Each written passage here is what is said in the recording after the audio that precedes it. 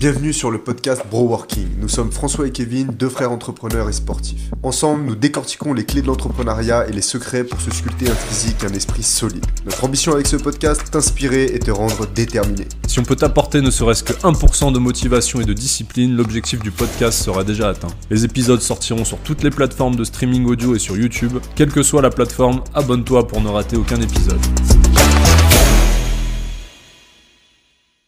Salut François, comment vas-tu ?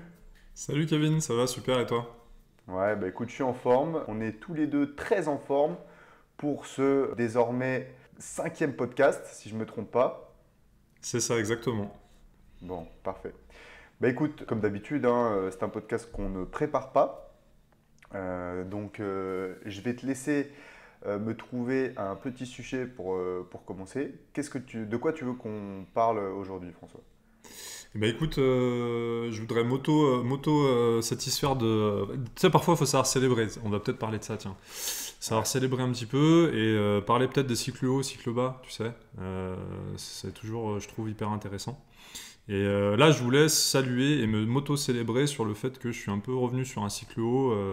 Autant, tu sais, l'année dernière, c'était un petit peu plus compliqué. On avait investi dans l'immobilier avec ma compagne et du coup, ça avait un peu perturbé ma boîte. Ça avait un peu perturbé pas mal de choses dans le quotidien, forcément, parce que c'était un gros investissement et à la fois en termes d'énergie, de finances et de voilà.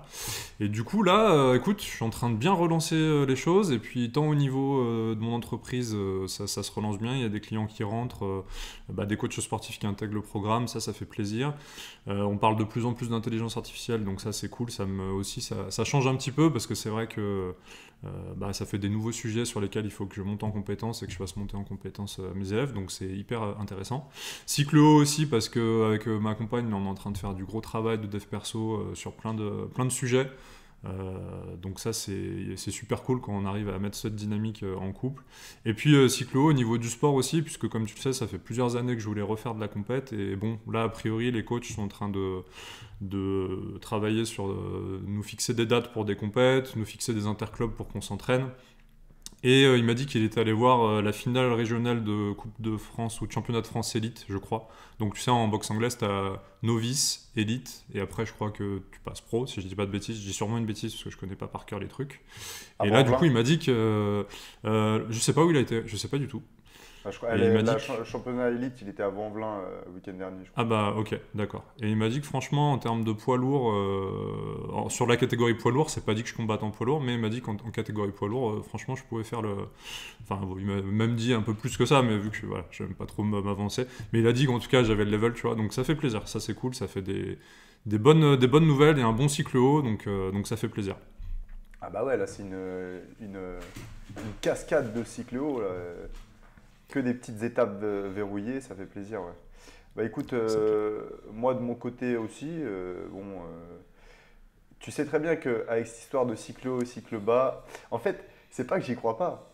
J'y crois, mais je veux pas l'appliquer sur moi-même, tu vois. J'ai peur, et d'ailleurs c'est bien parce que ça va apporter un avis différent. En fait, j'ai pas du tout envie d'appliquer cette loi à mon état d'esprit d'entrepreneur et de sportif. Même si je suis conscient que la vie est faite de hauts et de bas, et surtout quand tu es le plus indépendant possible. Mais j'ai pas envie d'y croire. Donc, je peux peut-être expliquer. Ouais, c'est ce que j'allais dire. Je vais expliquer ce que c'est et puis comme ça on débat un petit peu de ça. Moi, j'aime bien cette théorie parce qu'effectivement, comme tu viens de le dire, forcément tout est cyclique, donc tu as forcément des hauts et des bas. Mais en fait, là où j'aime bien y penser constamment, c'est que je l'ai surtout vécu, comme tu dis, en passant en indépendant, en montant ma boîte, où en fait, tu as tout d'un coup des très bonnes nouvelles parce que tu signes plein de clients. Et puis le mois d'avant, en fait, t'en as tellement entre guillemets chié pour obtenir ces clients-là, pour créer des actions de communication, des actions de commercial, et pour avoir confiance en toi. T'as un gros travail de mindset, etc. Truc. Et du coup, t'as plein de doutes, plein de moments où tu te dis mais pourquoi je me lance en indépendant, et tu traverses vraiment des grosses passes de très très négatives où c'est très dur. Et derrière, c'est l'euphorie, parce que derrière, du coup, tu as le résultat qui vient, tu as le chiffre d'affaires, tu as donc ton salaire aussi, tu peux te payer des trucs. Bim, bim, bim, ça génère plein de trucs en toi, etc. Et le problème, c'est que si, moi, il y a eu plein de fois où du coup, j'ai pris la confiance. Et je me suis dit, ça y est, t'es arrivé, super, c'est parti pour... dans ma tête, ça y est, je suis sur un cycle haut, bam, bam, ça va se répéter et ça va... En fait, je pensais que l'entrepreneuriat, c'était une courbe, tu sais, croissante, mais croissante de façon régulière. Et en fait, très rapidement, j'ai vu que c'était c'était voilà, cycle haut, cycle bas, que ça fait plutôt des grandes vagues de haut et de bas.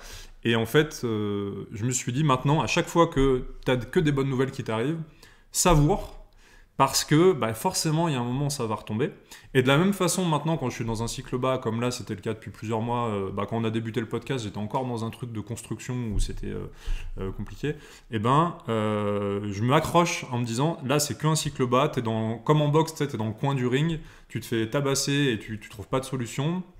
Il faut pas abandonner parce que du coup, ce serait con d'abandonner, de quitter le round ou de lâcher ta boîte ou de lâcher.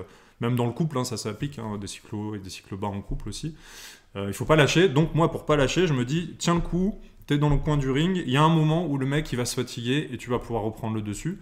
Et de la même façon, dans l'entrepreneuriat, quand il y a des mois où je fais pas du tout le résultat que je voulais, ou dans mon couple, il y a des moments où ça va pas du tout comme je veux, ou sur n'importe quel thème, je me dis. Accroche-toi parce qu'il y a un moment où ça va repartir. Et du coup, dans les deux cas, moi, à chaque fois, ça m'aide à revenir. Et toi, je crois que ton désaccord, il vient du fait que tu m'avais dit, je crois, tu vas me dire si je me trompe, mais tu penses que quand tu es dans un cycle haut, si tu penses au cycle bas, tu vas un peu le provoquer, en fait. Toi, c'était ça peut-être un peu ton opinion? Ouais, c'est un peu cet esprit de croyance ou d'attitude, tu sais comment on appelle ça, de s'attirer de croître vers ce qu'on pense, tu vois. Enfin, S'attirer le pensées mauvais œil? négatives. Ouais, entre guillemets, mais surtout.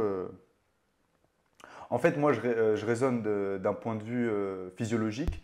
On sait qu'on a un système hormonal qui est une mécanique impressionnante.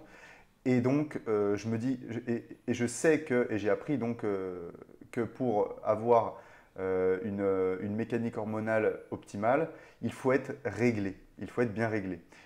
Typiquement, pour que tout marche bien dans ton corps, il faut que tu te couches tous les jours à la même heure et que tu te lèves tous les matins à la même heure. Et que tu dormes la nuit et que tu vives le jour. Tout ça, c'est super important dans ton rythme circadien, c'est super important dans la vie d'un être humain. Et donc, je me suis calé, moi, sur cette mécanique et je me suis dit, ok Kevin, à l'inverse de toi, qui célébrait peut-être un peu trop quand tu étais tout en haut, je me suis dit, ok, quand j'ai des grosses victoires, je vais peut-être moins célébrer, tu vois, donc je vais peut-être atteindre un niveau d'euphorie qui est moins important que le tien. Par contre, quand je vais être dans le coin, comme tu dis, quand je vais avoir des gros downs, eh bien, de la même façon que je ne célèbre pas quand je suis tout en haut, eh bien, je ne vais pas me sentir aussi mal. Tu comprends ou pas? Le choc est moins dur parce que je tombe de moins bas, tout simplement. Et donc, moi, depuis que j'ai démarré l'entreprise, bon après, j'ai pas vécu des hauts et des bas peut-être aussi hauts que les tiens, étant donné que moi, je suis une croissance qui est extrêmement douce depuis le début, malgré qu'elle soit évidemment de haut et de bas, hein, de petits hauts et de petits bas. Mais, et donc, depuis le début, en fait, si tu veux, je capte mes hauts et je capte mes bas. Ce qui fait que je reste sur une toute petite échelle, une toute petite amplitude émotionnelle d'un point de vue, mais pareil, hein, comme tu dis, relations professionnelles, je ne m'attends pas à trop de choses et pareil, quand c'est en bas, puis il y a aussi la foi, donc voilà, je me dis que quelque part, il y a un destin. Voilà comment je raisonne un petit peu. Mais en fait, je pense que c'est pas contradictoire avec. Enfin, en tout cas, moi, c'est le but de penser à ces cycles hauts, cycles bas, c'est justement, comme tu le dis, de justement limiter les variations entre guillemets. Parce qu'en fait, du coup, quand je suis dans un cycle bas, je relativise, je me dis bon, te stresse pas, panique pas, ça va repartir. Donc du coup, tu sais, je descends moins bas. Et quand je suis en cycle haut, je me dis attention.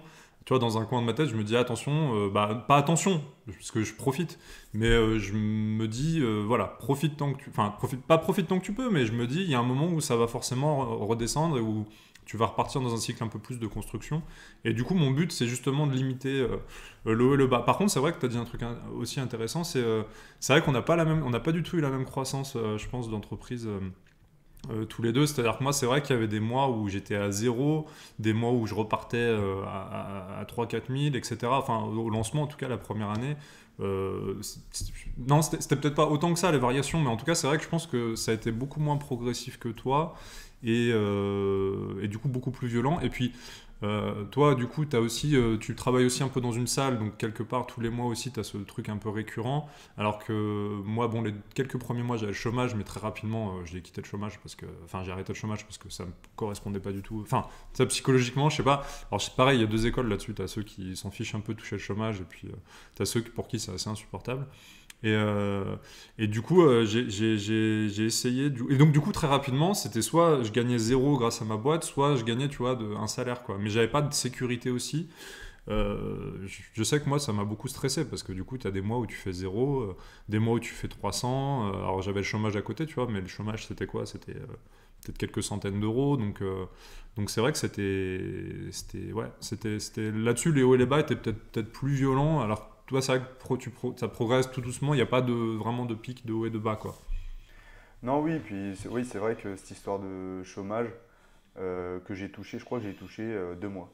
J'ai touché 2 mois de chômage et après j'ai très vite, avec mes 20 heures que je fais par mois en salle, c'est vrai que ça me permet d'être assez sécure à ce niveau-là. Et donc effectivement, on va dire que cette stabilité émotionnelle, elle part aussi un peu de cette sécurité financière, entre guillemets. Là, ça fait 3 ans que je suis toujours inscrit à Pôle emploi, mais que je touche pas. Oui, bon, je m'actualise tous les mois, quoi. Peut-être qu'un jour, il faudra que je me désinscrive, je sais pas. Mais pareil, ouais, peut-être par superstition, je reste inscrit. Mais bon, c'est Ouais, pas. donc ça te fait quand même une petite sécurité aussi de savoir que si jamais Ouais. ça descend, tu peux toucher le chômage. Moi, j'avais fait un peu n'importe quoi hein, de ce point de vue-là. Bah, tu sais, on en a parlé la dernière fois. Moi, du coup, tout ce qui est administratif, compta, etc., je fonce et je regarde pas trop ça. Et du coup, moi, j'avais fait un peu n'importe quoi, hein, clairement. Non, J'aurais mais en pu, fait, tu je m'avais pense, avoir le conseillé, même je crois. dispositif que toi. Ah ouais? Bah, peut-être que du coup, je t'ai dit, moi, j'ai fait la connerie, donc fais pas la même connerie. Ouais, c'est possible. Ouais, j'ai bénéficié de ton expérience. Ouais. Non, non, mais Euh, clairement, je crois que je me rappelle, j'étais encore à l'armée. On s'était vu dans un café et tu m'en avais parlé. Et c'était resté gravé dans ma mémoire. Du coup, ouais, ouais, ok. Ouais, mais en fait, c'est ça. t'avais dû me voir galérer. Ouais, ouais bah, j'avais bien ressenti que ça pesait. Donc, et puis, grâce à l'armée, quand même, je sortais d'un contrat de 7 ans. Bon, si tu veux, ils m'ont mis bien quand même, hein. Ils m'ont mis bien. Je rappelle quand même que quand tu signes 5 ans à l'armée, ils te payent une reconversion. Donc, tu as le droit à une reconversion. Et là, il se trouve que du coup, j'ai eu une reconversion et donc l'armée m'a prêté 24 000 euros pour me reconvertir, ce qui est quand même pas négligeable.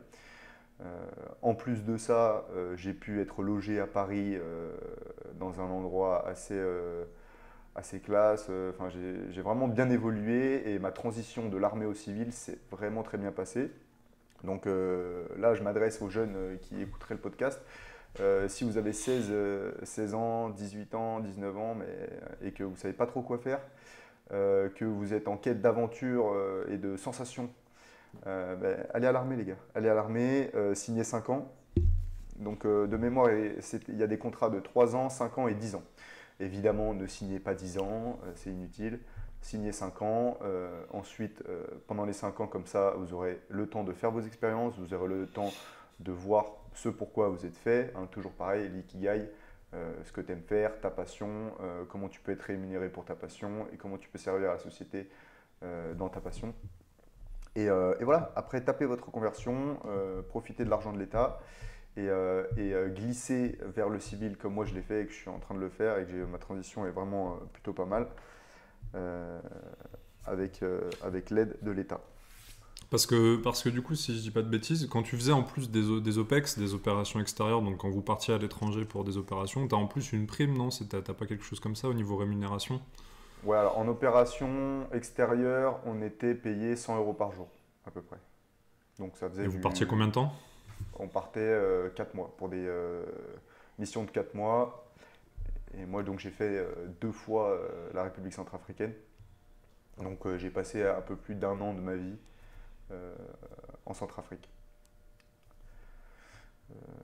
Après, bon, tu risques ta vie quand même, donc 100 balles par jour, risquer sa vie. Mais moi, je trouvais qu'à cette époque-là, c'était un risque mesuré. J'ai toujours aimé les challenges, j'ai toujours aimé. Euh, je suis un casse-cou. Je suis un casse-cou. Moi, typiquement, dans la cour de récréation, quand tu vois deux gamins faire de la merde, bah voilà, moi, j'en faisais partie. Euh, J'étais dans l'eau. Donc, si tu veux, je me suis rappelé, et d'ailleurs, je vais en parler. Là, je pense que je t'ai jamais raconté cette histoire. Juste pour préciser, je pense juste que par contre, ton mindset là-dessus, il change peut-être le jour où tu as des gosses et une femme, peut-être sur tu sais, sur l'aspect risquer sa vie. Est-ce que du coup, à chaque fois, le point de bascule, il n'est pas là en fait, tant que tu es jeune et tu n'as pas de responsabilité, du coup, tu te dis c'est bon, c'est pas grave, mais peut-être qu'après, du coup, quand ta femme est enfant, est-ce que du coup, tu y réfléchis pas 2 fois avant de partir en OPEX? Quand tu es chargé de famille, c'est autre chose. C'est pour ça que là, je m'adressais vraiment aux jeunes de 16 à 20 ans. Voilà, c'est une autre paire de manches après, bien sûr. Mais de toute façon, tu peux pas rentrer à l'armée après 27 ans. Bon, après, tu as le temps de faire une famille à partir de 20 ans, mais bon, bref. Donc, je voulais te raconter mon histoire. Quel a été le déclic? Pourquoi je me suis engagé à l'armée? Eh bien, je venais de sortir du bac. Un jour, donc j'étais chez ma maman. Et puis, bon, il a fallu qu'un plombier intervienne, puisque il y avait un dégât des eaux ou un truc comme ça. Bon, bref.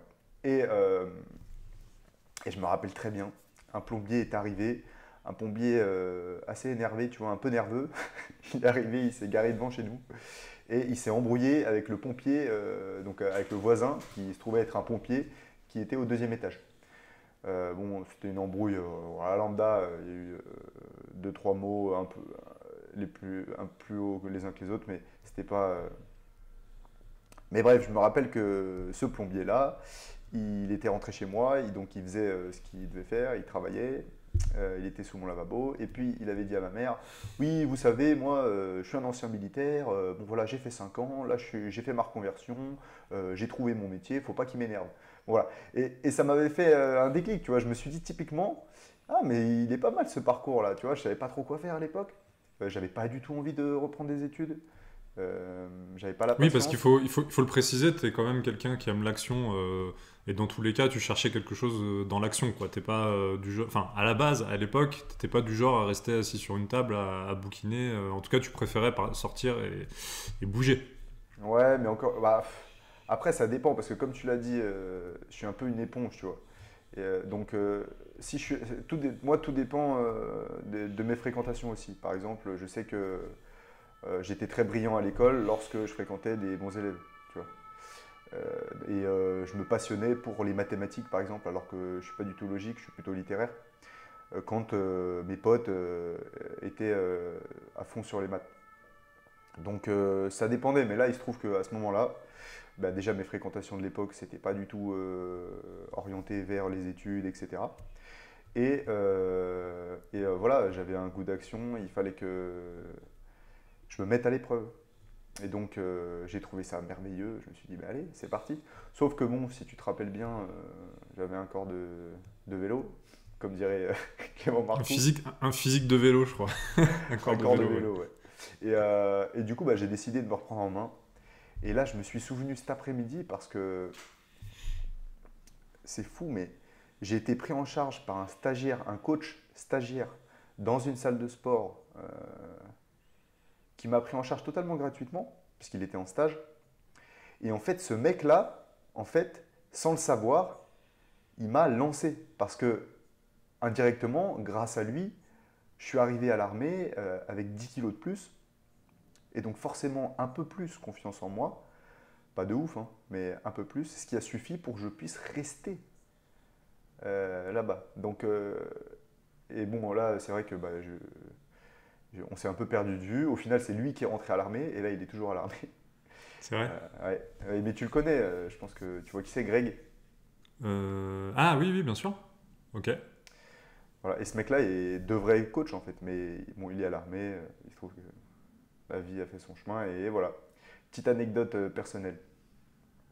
Bah, c'est marrant, comme une porte en ouvre une autre généralement, c'est-à-dire que t'es rentré à l'armée sans... Enfin, comment dire, là typiquement, tu t'entends un plombier qui parle de l'armée, tu te dis tiens, je vais aller peut-être à une journée découverte ou un truc comme ça, finalement tu rentres, finalement derrière tu te dis je vais faire... quel métier je veux faire derrière parce que j'ai pas envie d'en faire ma vie, et puis finalement tu fais coach sportif, là coach sportif t'emmène vers le coaching sportif en ligne et de digitaliser effectivement ton business, et puis bah, derrière ça t'ouvre une porte dans un club, tu coaches aussi dans un des plus, je pense, un des plus beaux clubs de France. En fait, là, tu vois, en ce moment, je fais un peu de communication autour de ma boîte et tu vois, je me disais, en communiquant sur ce coach que j'ai aidé à monter son club, je me disais, c'est quand même, je pense, un des plus beaux clubs de France aujourd'hui. J'en ai pas vu 50 des aussi beaux à l'intérieur quand tu rentres, etc. C'est très quali. Et voilà, et puis derrière, j'ai hâte de voir du coup quelles autres portes ça va t'ouvrir aussi. Derrière, bah, tu vois, là on fait ce podcast, et puis derrière, à chaque fois, c'est marrant, je trouve, ce système de t'ouvres une porte, qui en ouvre une autre, qui en ouvre une autre. Et c'est propre, ça, je trouve, aux gens qui saisissent des opportunités, parce que c'est vrai que t'en as qui restent vraiment dans ce qu'ils savent faire et qui sortent jamais vraiment de ce qu'ils savent faire, et du coup tu te prives un peu, c'est ce truc de porte qui s'ouvre, même si le projet sur lequel tu te lances il est un peu bancal, bah peut-être que ce projet là t'emmène vers un autre projet derrière, quoi, finalement. Toi, l'armée, tu rentres, t'es pas trop sûr, mais finalement en rentrant à l'armée, bah finalement tu débouches vers quelque chose qui te plaît un peu plus, puis peut-être que dans quelques années le coaching sportif, bam, t'auras envie plutôt d'aller sur autre chose. Et je trouve ça intéressant de saisir justement des portes, d'ouvrir des portes et de saisir des opportunités, parce qu'à chaque fois, ça t'en ouvre d'autres en fait. Et je trouve que, pour finir là-dessus, je pense que, et pour avoir ton avis peut-être là-dessus aussi, je trouve que du coup, il y a plein de gens qui, tant que le projet n'est pas exactement pile comme ils veulent, tant que le truc n'est pas hyper sexy pile comme ils ont envie, bah, ils vont pas le faire. Mais en fait, non, vois un peu le positif dans le projet. Le projet va quand même t'apprendre des choses, même si c'est pas l'idéal, même si c'est peut-être pas avec l'associé que tu veux, même si c'est pas pile le business model que tu voulais lancer. Je sais pas, je prends un exemple, peut-être un boulanger qui veut lancer une boulangerie, il va peut-être pas tout de suite avoir la localisation qu'il veut, tu sais, dans Lyon par exemple ou dans Paris. Bah, en fait, lance là déjà ta boulangerie, tu vas apprendre plein de choses au niveau communication, marketing, gestion, trésorerie, plein de choses, peut-être même au niveau des produits que tu vas lancer, etc. Et après, derrière, peut-être que ça va déboucher vers, aujourd'hui, tu as des grosses maisons de boulangers ou qui ont des centaines de boulangeries en France. Et voilà, je trouve que c'est un bon mindset aussi que tu as eu de faire confiance à un moment à des projets qui étaient peut-être un peu bancals, tu te disais je suis pas sûr, et finalement tu y allais, quoi. Ouais, non, mais c'est ça. Mais après, c'est beaucoup fait est mieux que parfait. Et les gens, ils aiment beaucoup se donner des excuses. Les gens, bon, là, petite analogie, le monde, c'est la jungle. Quand tu vois ce qui se passe, euh, c'est la jungle. Et en fait, je pense que pour réussir, entre guillemets, sa vie, en tout cas pour être épanoui, quand tu es un homme, entre guillemets, d'action, comme toi et moi, eh bien, c'est savoir saisir les opportunités et donc savoir euh, avancer dans la pampa de liane en liane, comme Tarzan, tu vois. Et je pense qu'il y en a qui ne saisissent pas les lianes, même si, et donc, comme tu disais, si la liane est un peu usée, si elle est un peu pourrie, si, bon voilà. Mais en fait, il ne faut pas avoir peur de se lancer. Quelque part, il faut foncer. Il y en a beaucoup qui disent que oui, c'est un marathon, la vie c'est un marathon. Mais en fait, quelquefois, la vie c'est un sprint. En fait, quelquefois, la vie c'est un sprint. Moi, si j'avais pas rebondi sur ma motivation du début d'aller à l'armée, mais je me serais endormi en fait. Et c'est ce qu'on dit souvent, ce qu'on disait à l'armée aux gars. On disait, mais vous endormez pas les gars. Enfin, faut pas s'endormir. Faut pas s'endormir, faut saisir les opportunités. euh, et de toute façon, faire des erreurs, c'est apprendre. Donc, quelque part, faut pas avoir peur de faire des erreurs. Parce que de toute façon, comme tu disais, tu ouvres ton business de boulangerie, même si l'emplacement il n'est pas idéal, ou que tu n'as pas toutes les connaissances, de toute façon, tu vas en apprendre. Tu en sauras toujours plus que hier. Il faut toujours se comparer à notre passé, en fait, à ce qu'on est, ce qu'on a fait. Et ça me rassure vachement. Surtout en ce moment, je me dis, ok, il y a un an, tu étais où, tu faisais quoi? Et en fait, tu coches des cases. Tu coches des cases. Et putain, qu'est-ce que c'est bon. Et là, tu célèbres, en fait. Donc, quand je suis en bas, tu vois, Ou par exemple, quand je sais que je ne vais pas faire un mois super en termes de chiffre d'affaires, ou alors que bah voilà, les perfs à l'haltéro ça va pas, la boxe ça s'est mal passé, euh, je me dis ça. Je regarde, j'étais où il y a un an? Et alors moi, j'étais où il y a 5 ans? Et là tu rigoles. Et là tu dis, ouais, allez. Ah, mais je pense beaucoup comme ça aussi. Je sais pas si c'est partagé par beaucoup, mais ouais, je pense comme ça aussi, beaucoup. Je regarde beaucoup, effectivement, où est-ce que tu étais il y a un an, il y a 5 ans, il y a 10 ans. Je regarde beaucoup la tendance. Moi, ce qui m'intéresse, c'est que la tendance, elle soit à la progression. Après, comme tu dis, il y a des mois où tu n'atteins pas l'objectif, mais ne serait-ce que si tu es en progrès, c'est top. Ouais, mais c'est ça, c'est ça. De toute façon, qui réussit tout le temps? Qui? Et puis il y a un autre truc à savoir, là, j'ai vu sur les réseaux, comment il s'appelle? Alexandre Astier. Et je l'aime beaucoup ce type, je sais que tu l'apprécies un peu aussi. Et lui, ce mec, il disait un truc, il était dans une intervention, une émission avec Ken Kojandi, je crois. Ah oui, ou le truc avec les piments, là, comment ça s'appelle je sais plus. Hot, Hot One. voilà. Et le mec, il disait, les gars, bon, si ça fait 3 4 jours que vous n'êtes pas bien, bon, c'est pas grave, ça arrive, on ne peut pas être au-dessus tout le temps. Mais si ça fait 4 5 ans que t'es pas bien, là, mon pote, faut peut-être changer en fait. Là, peut-être qu'en fait, faut faire un truc. Si ça fait 5 ans que tu es en dépression, bah en fait, faut bouger son fion à un moment donné. Puis, faut pas avoir peur de changer. Que des trucs comme ça qui en fait te mettent un coup de boost. C'est incroyable. En tout cas, moi, ça a beaucoup d'action sur moi, ce genre de retour d'expérience, tu vois. Ouais, non, elle est géniale, l'interview, elle est trop bien, effectivement. Mais lui, à chaque fois, de toute façon, qu'il fait des interventions, il est hyper smart, hein, lui, franchement, pour le coup, Ah ouais. ça va vite. Hein. Et oui, il y a ça, et puis t'as d'autres passages aussi qui sont incroyables. Mais effectivement, ce moment où, ouais, non, c'est. Vraiment, cette interview. Ouais, parce qu'il en donne pas beaucoup en plus des interviews, Astier, du coup, c'est. Ouais, allez la voir, hein, si vous l'avez pas vue. En plus, elle est sympa, du coup, parce que le challenge, c'est de manger du piment et de plus en plus fort et de continuer à dire des trucs intelligents en même temps. Et du coup, bah, il y arrive bien, quoi. Non, il est smart, et puis. Non, non, et puis bah, il s'intéresse beaucoup justement aussi, lui aussi, au sujet d'intelligence artificielle. Tu sais que lui, il s'est codé, il s'est développé. Enfin, ce mec est, ce mec est brillant, franchement. Est-ce que ça serait pas une maxi éponge? Pour le coup, ouais, je pense que c'est une maxi éponge. Et puis, je trouve qu'avec Yann Kojandi, ils font un bon duo de. Ils avaient déjà fait le podcast ensemble, tu sais, le podcast Un bon moment, c'est le podcast de Yann Kojandi. Et ils avaient Ouais. déjà reçu Alexandre Astier dedans. Et à chaque fois, ça donne des bonnes alchimies, des bonnes discussions. Et sur le processus créatif aussi. Alors, moi, ça m'intéresse parce que du coup, finalement, quand tu montes ta boîte, tu es quand même obligé de gérer la partie marketing, communication. Et dans la partie marketing, communication, tu dois créer quand même des scénarios. Tu dois, là aujourd'hui sur les réels, tu dois faire des petits scénars d'1 minute. Toi d'ailleurs, t'as lancé un nouveau concept cette semaine que j'ai vu, c'était sympa. Si tu veux, tu pourras nous en parler. Et puis, donc ouais, tu dois réfléchir à des scénars, quoi. Et du coup, moi, c'est pas du tout quelque chose que j'imaginais quand j'ai lancé ma boîte. Tu vois, pareil. Tu lances ta boîte, tu te dis bon, il faut que je maîtrise Mais ouais, l'administratif, le juridique, la compta. Puis en fait, tu te retrouves à faire des scénarios de petites scénettes pour faire des publicités. Hein. C'est de la publicité de toute c'est de façon. la pub. C'est de la création de contenu. Et du coup, ces mecs-là, je trouve qu'Yann Kojandi, son podcast, et Alexandre Astier dans ses interviews sont très intéressants parce qu'ils te donnent un peu des tips sur la création et sur. Tu vois, il disait par exemple que l'intelligence artificielle, il pense pas que ça remplacera les artistes parce que lui, il dit que ce qui fait le charme aussi d'une création, c'est quand tu sais qu'elle a été faite par un humain. Et quand tu sais que c'est un robot qui l'a fait, tout de suite, tu t'identifies pas en fait au truc parce que tu sais que c'est un robot qui l'a fait, etc.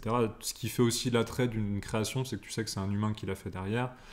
Quand toi, je regarde tes posts Instagram, bah, je sais que c'est toi qui l'a fait derrière aussi. Donc, voilà, si demain tu faisais toute ta com, c'était une intelligence artificielle qui le faisait, ce serait beaucoup moins authentique aussi, quoi. Ouais, alors je suis d'accord avec toi, mais tout dépend le niveau de l'intelligence artificielle, hein. C'est sûr, mais d'humain à humain, peut-être qu'une intelligence artificielle fera une création artistique qui plaît à une autre intelligence artificielle, tu vois, mais est-ce que du coup un humain réussira à un moment à s'identifier à une IA? Je ne sais pas, possible, hein, ouais, non, possible, hein, Après, le c'est truc, possible. c'est que tous les standards, les gens, ils baissent. Regarde la musique. Oui, Regarde la c'est vrai. musique. La pop. Que des refrains qui passent. Une musique de Jul, par exemple. Moi, j'adore Jul. J'adore Jul. C'est un indépendant. Il s'est fait tout seul. C'est un putain d'entrepreneur. Il a compris et il a eu la recette. Et dès qu'il a eu la recette, il a persévéré. Il s'est jamais arrêté. Donc, c'est un mec que je respecte énormément. et j'écoute ces musiques. Mais en réalité, comparé à la musique qui se produisait avant, bah, il n'y a pas photo. Je veux dire, c'est la qualité. Bon, on a Bah, baissé nos standards. On écoute des refrains avec des paroles qui nous font réagir un petit peu émotionnellement, euh, qui tournent toujours autour de trois sujets. Les meufs, pour nous les mecs, enfin les relations amoureuses, hop, c'est toi la qui vas. thune, et puis bon voilà. Et donc, au vu de tous ces standards qui baissent, ça ne m'étonnerait pas. Et au vu de la technologie qui monte, ça ne m'étonnerait pas qu'une intelligence artificielle puisse duper euh, nos ressentis. Après, sur l'aspect standardisation, enfin, en fait, le concept, je crois que c'est que plus un art ou plus un concept va s'adresser à une population de plus en plus large, plus du coup ça va se standardiser et ça va tu sais, se dissoudre un petit peu, et plus le niveau de complexité va baisser, et plus tu vois, ça va se liquéfier entre guillemets. Et je crois que là, du coup, sur la musique, par exemple, c'est le cas. À l'époque, tu vois, de la musique classique, si je dis pas de bêtises, c'était vraiment dédié pour quand même une catégorie de personnes assez, tu vois, riches et assez aisées, et donc qui avaient un niveau culturel assez élevé aussi, normalement. Et là, le fait que ce soit maintenant accessible à tout le monde, bah forcément, tu vois, bah forcément, ça s'adresse moins à des publics intellectuellement peut-être. Enfin, tu vois ce que je veux dire. Forcément, Bien bah, sûr. le niveau de la moyenne baisse parce que du coup, ça s'adresse à une plus large partie de la population. Et du coup, bah, le niveau baisse aussi parce que pourquoi aussi faire une création musicale hyper pointue si finalement, en lançant un truc un peu moindre, bah, ça se vend bien quand même, etc. Donc, je crois que c'est dû à ça aussi, quoi. Au fait qu'il y ait plus de monde qui puisse écouter de la musique par rapport au tout début où c'était vraiment réservé à une élite. Donc Et c'est valable pour tout, hein, en fait. c'est le capitalisme Je le sais pas. fautif. Mais le cinéma, c'est pareil aussi. Hein, dans le Ouais. cinéma aussi. Bah, dans tout concept qui se lance. Tu vois, même, je vais même te dire, même Internet, quoi. À la base, c'était quand même un truc très pointu, très. Enfin, pareil, le niveau sur Internet, au niveau des réseaux sociaux, pareil, on dit tout le temps, ah, ça baisse, le niveau, ça baisse, etc. Mais parce qu'en fait, plus ça va, plus t'as de monde qui va sur une telle ou telle plateforme. Tu vois, YouTube, par exemple, t'as plein de gens qui te disent que YouTube, le contenu était beaucoup plus qualitatif il y a 10 ans, ou peut-être moins de 10 ans, mais en tout cas. Voilà, et puis bah, le fait qu'aujourd'hui il y ait une grosse masse de personnes dessus, bah, le niveau forcément il s'abaisse aussi. Et voilà, Ah, donc c'est je la crois que nouvelle c'est télé, ça à hein. chaque fois.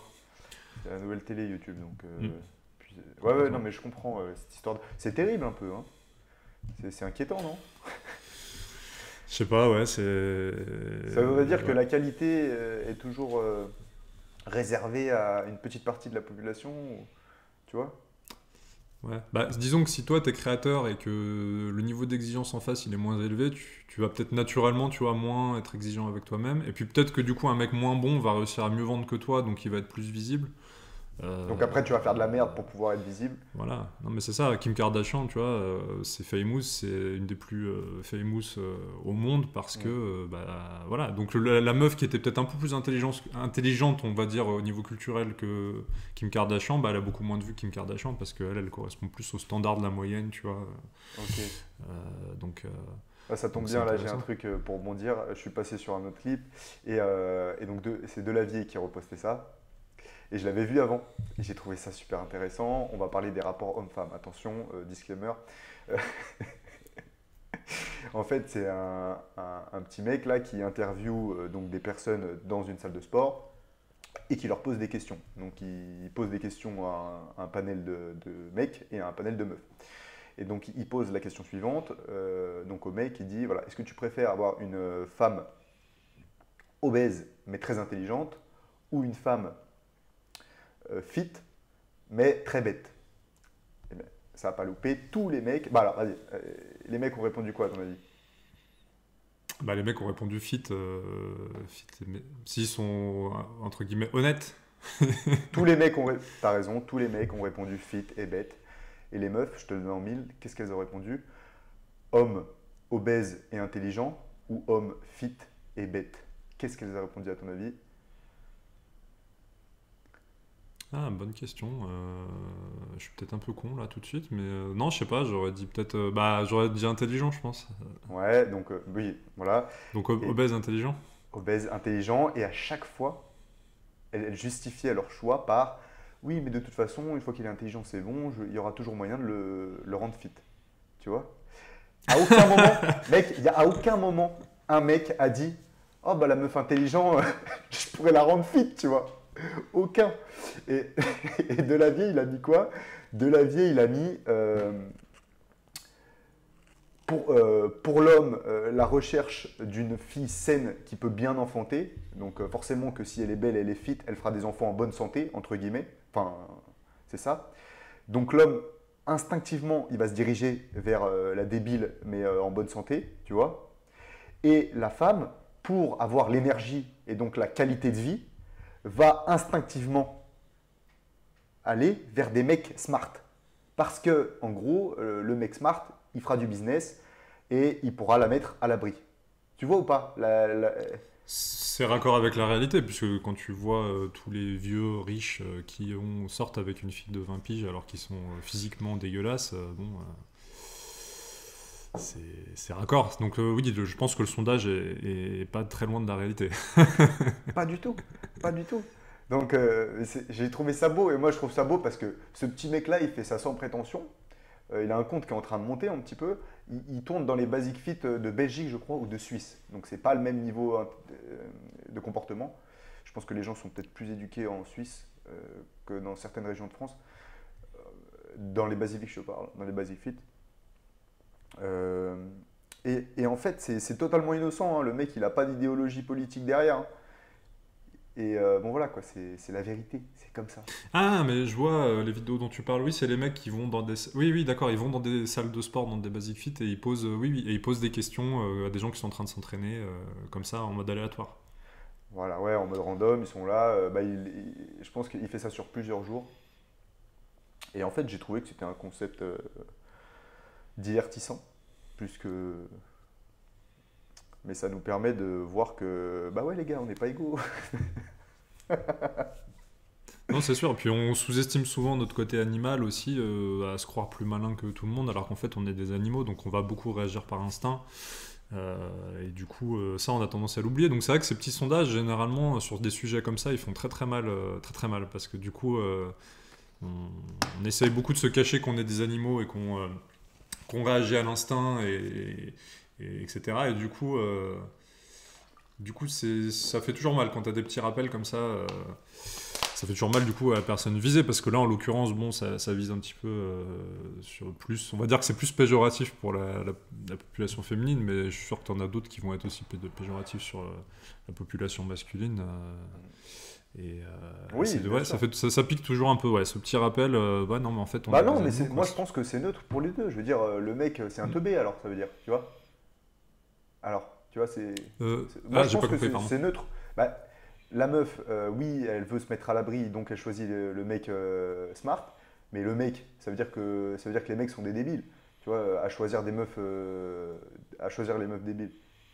Bah, disons que je pense que peut-être l'instinct, c'est de se dire si elle est déjà en mauvaise santé, peut-être que déjà elle l'a pas choisi et que finalement tu vois elle a des mauvais gènes. Peut-être que pour revenir sur la théorie de la vie, je pense que lui sa théorie c'est que tu te dis comme ça à première vue qu'elle a une mauvaise génétique et que du coup tu veux pas que ton gamin ait une mauvaise génétique et donc instinctivement tu vas te porter peut-être vers la meuf plus fit.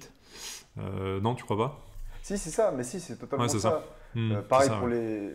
pareil pour ce qui nous excite, nous les hommes, chez une femme. Et donc, dans le même lot de questions, il y a ça. Qu'est-ce qui te plaît le plus chez une femme? En général, les mecs, ils disent le cul et les seins, tu vois. Et les meufs, elles disent le dos. Bon, le dos, c'est significatif, hein. Je veux dire, tu sais. Du coup t'as changé ta photo de couverture, t'as mis ton dos comme ça là. Non, ça fait longtemps. Tu l'as plus, cette photo de couverture? Tu l'avais un moment où on voyait ton dos énorme là, parce que t'as un dos, mon gars. Non, mais laisse tomber, ça a bouffé de l'attraction et de tirage Ah ouais. vertical cette histoire. Les gars, faites des tractions. Faites des tractions, cherchez pas, faites des tractions. Et après, faites de l'haltérophilie. Mais les tractions, c'est la vie, franchement. En plus, c'est super simple à mettre en place. Bah, c'est pour ça que j'ai filé à notre frère, notre petit frère là qui est en étude, ma barre de traction. Je lui ai dit, écoute, bon, t'as pas le temps, t'es en prépa, la priorité c'est les études, pas de souci. Allez, tiens, prends ma barre de traction là, tu te la mets dans ta chambre et quand tu peux, tu tractionnes. Parce que pour faire un dos, faut faire des tractions. Euh, bon, c'est sûr que il faut en faire. Mais comme tout. Faut que je m'achète une barre de traction là. C'est vrai que du coup dans notre nouvelle maison je voulais pas ruiner une poutre en mettant tout de suite une barre, mais ouais, je vais en acheter une. Je vais en acheter une pour le home gym parce qu'effectivement, en plus c'est sympa. Moi je trouve que c'est sympa en plus à faire les tractions. C'est quand même plus sympa que le tirage vertical quoi. Ah ouais, tu préfères? Ah ouais, il y en a qui préfèrent pas? Ah je pensais que c'était... Bah ouais quand même, t'as une sensation de plus de puissance, tu vois, d'arriver à te mouvoir dans l'air, etc. Alors que là t'es assis, tu fais ton truc. Je sais pas. Moi ça, en tout cas personnellement, ouais, je Bah, c'est préfère plus largement les fonctionnel, tractions. c'est sûr. C'est plus Ouais. fonctionnel. Même les dips, tu vois, même je préfère les dips, ça, tu compares ça à quoi? Du Développé rowing? couché? Du Non. développé couché? Ouais, développé couché. Ouais. Bah, tu vois, je préfère presque. Non, mais du coup, c'était bien. Alors, à un moment, il faut qu'on raconte parce que je crois que c'est que d'ailleurs quand tu t'es lancé, il y avait le Covid, donc les salles étaient fermées. Et on Ouais. avait lancé une routine entre copains là où tu donnais rendez-vous à tout le monde à 7h sur les berges du Rhône. Donc à Lyon, tu as les berges du Rhône où tu peux courir, c'est aménagé, c'est sympa, tu as des arbres, etc. Et c'est super joli. Le matin en plus, tu as le lever du soleil, super sympa. Et tu as un street workout, du Ouais, c'est matériel ça. de street workout. Practice Voilà, de c'est ça. street workout. Practice de street workout. Et on s'était mis comme ça. Je pense qu'on a tenu la routine pendant 6 mois. Et je crois que là, tu t'y es remis récemment avec des potes. Mhm. Attends, excuse-moi, j'ai le téléphone qui sonne.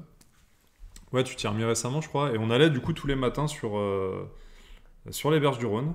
Et même quand il faisait 5 degrés, je me souviens qu'il y a des fois il faisait 0 degrés et on se butait à la muscu comme ça. Et bah, j'avais beaucoup aimé le côté ludique justement des tractions, des dips, etc. C'était super sympa. Et ouais, les gars, donc c'est bien parce que je vais pouvoir en parler. C'était à mes débuts en tant que coach sportif. Je me lançais en auto-entrepreneur. Tu m'aidais à lancer mon business en ligne. C'était au tout début, j'avais pas de clients, très peu. Euh, mais je me suis dit, en fait, t'as pas de taf, bah, crée-toi-en du taf. Va travailler, lève-toi le matin, crée une discipline. Et même si j'avais pas de clients, bah, qu'est-ce que j'ai fait? J'ai réuni tous mes copains qui étaient sur place et je me suis dit, ok, je vais les coacher gratos. Mais au final, après, ce qui me rend en termes de retour, de témoignage, ça valait largement ce que j'ai fait. Et donc, tous les matins, 7h10, qu'il pleuve, qu'il vente, qu'il neige, on y allait, on était là-bas. Et voilà, et je coachais des mecs. Et j'ai beaucoup appris, en fait, en termes de coaching. Ça m'a vraiment propulsé dans une autre sphère d'accompagnement. Parce que bah là, non seulement, alors oui, parce qu'il faut le dire, non seulement les mecs, ils n'étaient pas très engagés, il fallait que je les engage. Parce qu'en fait, les mecs ne payaient Bah, on pas. n'avait pas payé. Voilà, c'est ce que je veux dire. Déjà, on Donc n'avait les pas mecs, payé. Donc déjà, et on n'avait pas payé. Il fallait se lever le matin. Il faisait froid. Je crois qu'il y avait rien d'engageant dans tout ça en fait. donc en fait, moi, j'avais triple boulot. Premier boulot, Ouais. effectivement, c'était de faire mon taf de coach sportif pour les entraîner. Deuxième boulot, il fallait que je les engage, il fallait que je les booste. Donc à chaque fois, j'étais à 200% et ça à 7h10 du matin. Donc ça implique. Et ça, on a fait ça 6 mois. On a fait ça 6 mois. Donc effectivement, ça m'a bien lancé. Et ça m'a permis ensuite bah, de faire tout ce que je fais. Enfin, ça m'a beaucoup appris et voilà. J'ai Bah, on saisi revient encore sur on revient sur Bah les voilà, portes, exact. sur les portes ouvertes. On y revient. Exactement. Bah, c'est exactement ce que j'allais dire. Tu t'aurais pu te dire, bah tiens, là, je débute mon activité de coach sportif, j'ai pas de clients, j'ai pas de salle, voilà, et tu te dis, je vais coacher gratuitement sur les berges du Rhône à 0 degré à 7h du mat tous les matins. Bah finalement, tu t'as vu la récompense long terme avant de voir tout de suite le court terme où effectivement, bah t'es bien mieux aujourd'hui à coacher en ligne, à être payé pour le faire et à coacher dans un des plus beaux clubs de France. Donc t'es quand même bien mieux aujourd'hui. Mais si t'avais voulu cette situation-là que t'as aujourd'hui tout de suite, clairement t'aurais mis la charrue avant les bœufs et puis t'aurais pas. Voilà, donc ouais, non, c'est clair, c'est clair. Étape par Et étape. de la même façon pour nous, hein, parce que de la même façon pour nous, moi c'est là où je crois que tu m'as mis à la muscu vraiment à fond. Et même moi j'aurais pu me dire, bah non, j'ai pas envie de commencer la muscu par. Donc moi à l'époque du coup les clubs de boxe étaient fermés, enfin tout était fermé, en fait tu pouvais rien faire en termes de sport. Je crois qu'on faisait un programme poids de corps à la maison avec ma meuf, mais J'aurais pu me dire aussi, bon bah non, je m'y mets pas, c'est pas les conditions parfaites, etc. Et en fait, je me dis, bon, en fait, t'as l'opportunité, t'as Kevin là qui lance son activité, t'as l'opportunité de te faire coacher, on va se retrouver aussi entre potes, tu vas te mettre une discipline. Mine de rien, finalement, en te levant à 7h, non, du coup, tu te levais à 6h30 pour y être à 7h. Après, tu rentres chez toi, il est 8h30, t'es bien. Déjà parce que t'as fait ton sport. T'es bien parce que t'as été à 0 degré, tu viens de prendre une bonne douche bien chaude et t'attaques le boulot, t'es sur des super bonnes bases. Donc je me souviens que c'était une très très bonne routine. Ouais. Ouais, je me rappelle, de temps en temps, on allait chez toi, j'allais bosser avec toi, donc vraiment, bah voilà, je faisais l'éponge. Et, Bah, moi j'ai et fait l'éponge en termes de muscu, tu vois. Pareil, du coup je partais vraiment de zéro. Donc là, pareil, la courbe de progression en muscu, elle était sympa quoi. Parce que tu te rappelles déjà les petits là. cafés? Ouais, et puis t'avais le petit café après. Ouais, bien sûr. Non, non, finalement, c'est des bons souvenirs. T'arrives du coup à faire de. Finalement, je trouve que parfois, quand t'as tout le matériel qui est réuni, quand tout est réuni, bon, ça fait une soirée ou une journée ou un moment moyen. Mais finalement, quand tu dois bricoler et improviser des trucs, c'est quand même là, généralement, que tu te crées un peu les meilleurs souvenirs. C'est quand t'improvises ou quand tu bricoles avec des allumettes, quoi. C'est toujours dans ces moments-là que ça te fait des meilleurs souvenirs, je trouve. Ouais, t'as une satisfaction qui est quand même autre en fait. Ouais, c'était une super période que je suis en train de refaire, mais bon là du coup j'ai réduit. C'est-à-dire que j'ai qu'un copain. Je crois que t'allais dire, bah maintenant je peux payer. Non, non, je fais payer, mais je fais en ligne. Et sinon, oui, Voilà. dans le club de remise en forme. Mais ouais, maintenant on va du coup en salle d'entraînement et je coach donc JR que tu connais. Mais gratuitement, toujours gratuitement. Mais bon, lui aussi me le rend bien. Euh, il m'accompagne sur l'aspect, il m'aide aussi un petit peu sur l'aspect audiovisuel puis il parle beaucoup de moi, donc il m'a ramené un petit peu de business, échange de bons procédés. Il faut savoir aussi que c'est un mec qui est ultra coachable, donc lui typiquement bah, c'est comme une éponge aussi, et ça c'est super agréable parce que j'ai pas l'impression de coacher en fait. En fait voilà, il faut savoir qu'un coach sportif ou même un coach de n'importe quoi, tu dois le savoir en tant que coach, c'est tellement plus agréable d'avoir un mec qui t'écoute, qui exécute et qui ensuite est reconnaissant. En fait, c'est ça. Voilà, un bon élève, les trois qualités d'un bon élève. À l'écoute, discipliné et, comment dire, le dernier, un des plus Reconnaissant, tu disais. gratifiant. Ouais, reconnaissant. Gratifiant, ouais. Voilà. Les trois piliers d'un bon élève.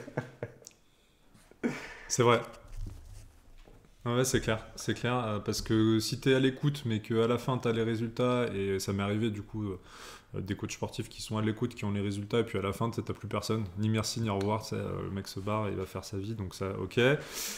Si t'es que reconnaissant, mais que t'as pas bossé, que t'es pas discipliné, bon bah c'est super, t'en as, hein, moi c'est pareil, j'en ai, hein, ah merci, c'est génial, ta formation est géniale, etc. Mais bon, le mec passe pas du tout à l'action, Dommage. donc dommage. Et puis, tu disais quoi? Tu disais reconnaissant. Reconnaissant. Merci. Reconnaissant, discipliné. Et discipliné, Ah, ouais, discipliné.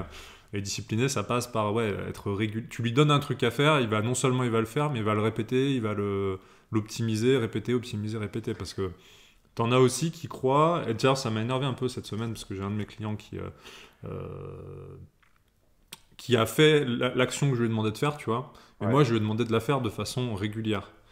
Et lui, il l'a fait une fois et il pense que, tu vois, tout de suite, il va se passer un truc. C'est comme si toi, voilà, ton client, il fait une séance de muscu, il se dit tout de suite, tiens, j'ai pas mes pecs, c'est quoi? Et en fait, je me disais que c'était hyper. Ouais, alors là, il y a un petit bug. Je pense que c'est la connexion de François qui saute. Bon, il va revenir. Hyper... Alors attends, j'ai un petit souci technique. Voilà. Bon, n'hésitez pas à laisser un avis en commentaire, likez le podcast, partagez-le. Et notre François est de retour. Ouais, et en fait, je pense que quand je continue de parler, du coup, toi, t'as parlé aussi, donc du coup, ça va te décaler au montage, le truc. Non, parce que t'as parlé aussi pendant que je parle. Ouais, j'ai parlé aussi, ouais, du coup, je pense que t'auras un petit chevauchement, mais c'est pas grave. C'est les écouteurs, du coup, à chaque fois que je touche l'écouteur, parce qu'il tombe... En fait, voilà, il faut qu'on le dise quand même qu'à chaque fois, on a un pépin technique. La dernière fois, vous avez peut-être remarqué que Kevin était un peu moins souriant que les autres fois. C'est qu'il était assis sur un tabouret, l'épisode 4. Épisode 4, il tire la gueule, mais vous savez pourquoi il tire la gueule? Il tire la gueule parce qu'il est assis sur un tabouret inconfortable et qu'en fait il a le truc, il est assis sur un truc inconfortable possible pendant 1 heure et demie. Là, moi, je pense que l'éclairage, il va être marrant. Tu me diras ce que t'en penses, mais je pense que l'éclairage, c'est pas encore ça. Et donc, j'ai mon écouteur gauche là, qui arrête pas de tomber. Et quand il tombe, du coup, je le reprends, mais sauf que ça coupe la visio avec Kevin. Donc, on s'amuse bien au niveau technique à chaque fois. De quoi je parlais, moi? Oui, et je parlais, oui, du coup, je trouvais que c'était ingrat. Pas ingrat, mais je trouve que c'est un peu irrespectueux vis-à-vis des gens qui réussissent. C'est-à-dire que toi, tu te dis, moi, en une action, je veux avoir le résultat. Donc ça veut dire que dans ta tête, tu penses que tous les gens qui ont le résultat que tu n'as pas eu, ils ont eu besoin que d'une séance d'entraînement ou ils ont besoin que d'une séance de phoning, par exemple, si c'est de la prospection commerciale, d'une publication Instagram. En fait, quand tu fais juste une action, l'action que ton formateur ou ton coach t'a demandé de faire et que tu veux tout de suite des résultats, c'est, je trouve, irrespectueux par rapport à ceux qui ont des résultats. Vraiment, parce que ça veut dire que dans ta tête, tu te dis que ceux qui ont des résultats, en fait, ils ont juste claqué des doigts une fois et ils ont eu le résultat. Je trouve que c'est, voilà, je trouve que c'est moyen, en fait, en termes d'état d'esprit, c'est assez... Ouais. Je trouve pas ça vraiment ouf comme état d'esprit, et de toute façon, au-delà du fait que je trouve ça pas ouf, c'est surtout que ça amène à aucun résultat, quoi. Oui, surtout, ouais, non, mais, Je vois plus ta tête, par contre. Ah, Je me permets. pourtant, moi, je te vois bien. Toi, bah, c'est pas grave, au pire. Ouais, bah, tu m'entends bien? Pourquoi? Ouais, je t'entends bien, mais ouais, bon, c'est pas grave. Du coup, voilà, donc ouais, c'était le petit coup de gueule, parce que ouais, ça m'a un peu saoulé cette semaine. Je me suis dit, mais tout, ça veut dire que tous ceux qui ont des résultats, tu penses vraiment qu'ils ont fait ça en un claquement de doigts, quoi. C'est... Ok, d'accord. Donc Ouais, tu deviens Bill Gates en un jour, quoi. ouais, non, mais ouais, c'est toujours le problème. Alors, il y a toujours pareil, il y a deux parties de la population. La première partie qui est dans le déni et l'autre partie qui n'est pas dans le déni, qui est au courant. Mais bon, voilà, quoi, c'est les flemmards, quoi. Ça m'avait fait penser à... J'ai aussi un pote, une fois, qui m'avait accompagné à la boxe, et pareil, tu vois, il ressort de la boxe. Ah ouais, en fait, finalement, c'est hyper cardio, c'est hyper compliqué, c'est hyper machin. Putain, mais mec, ça veut dire quoi? Ça veut dire qu'en fait, depuis le début je sais pas, ça faisait 2-3 ans que je connaissais. Putain, depuis le début que je fais de la boxe, c'est-à-dire que tu penses que c'est un truc facile, que t'as juste à envoyer. Enfin, je sais pas, c'est un truc. C'est bon. Mais non, mais C'est franchement, ok. regarde. Alors après, faut pas trop leur en vouloir parce que regarde, quand tu regardes des gymnastes, quand tu regardais le plus grand cabaret du monde quand tu étais petit ou je sais pas moi au cirque, tu voyais des gymnastes faire des figures acrobatiques, bah tu sais, t'as la naïveté d'un mec qui est pas initié.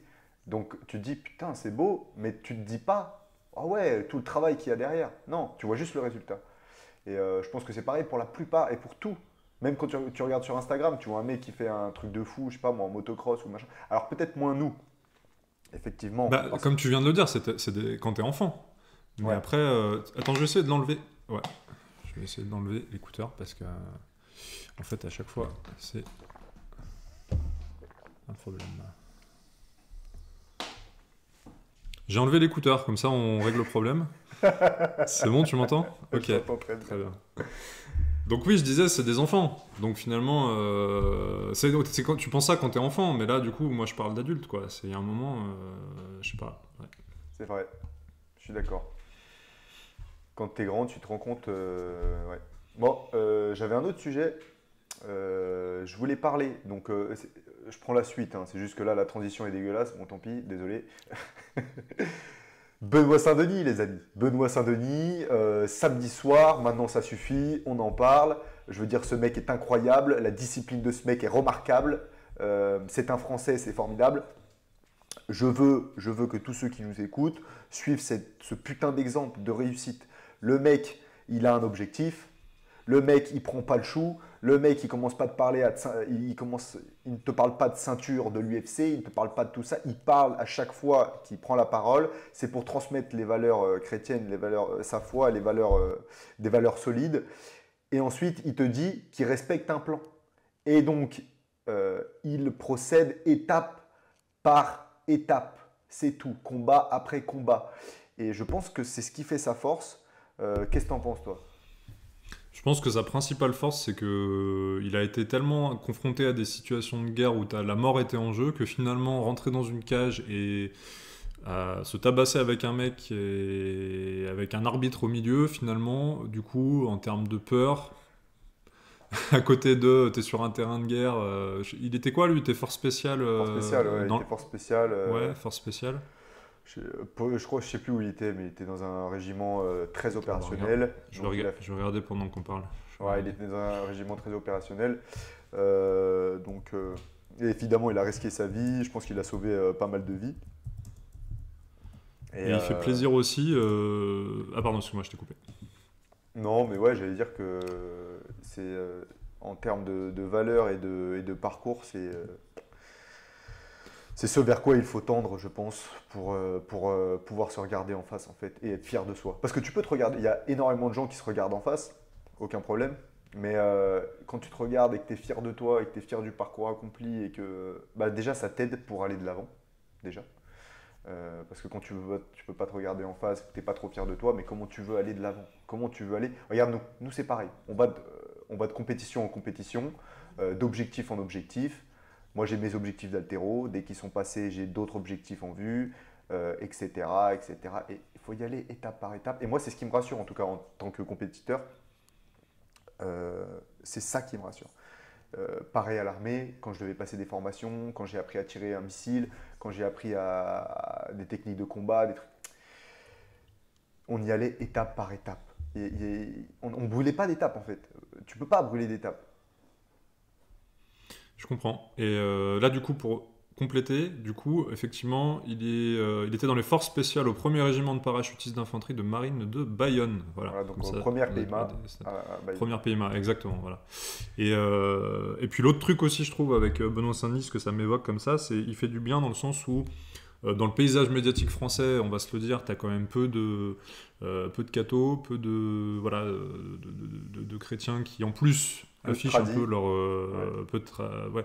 qui affichent leur religion, donc ça fait du bien déjà parce que bah, tu sais, je sais pas si tu as vu le sketch de Gad Elmaleh qui disait que les musulmans ont aucun problème à afficher je crois qu'on a peut-être même parlé dans un autre épisode ils ont aucun souci à afficher leur religion et à dire qu'ils sont musulmans, les juifs pareil, et par contre les chrétiens c'est toujours avec comment on dit, avec des astérisques, voire conditions générales de vente, et oui, je suis chrétien, mais tati. Ouais. Et du coup, lui, il fait plaisir parce que effectivement, bah, du coup, ça change un peu parce qu'on a beaucoup.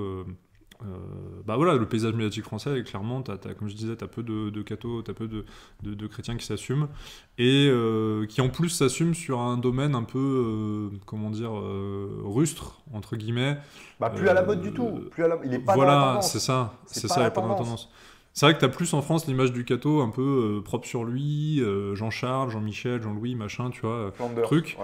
Voilà, c'est ça. Et là, t'as Benoît Saint-Denis, bon, le mec, il a une tête, t'as l'impression il va te découper.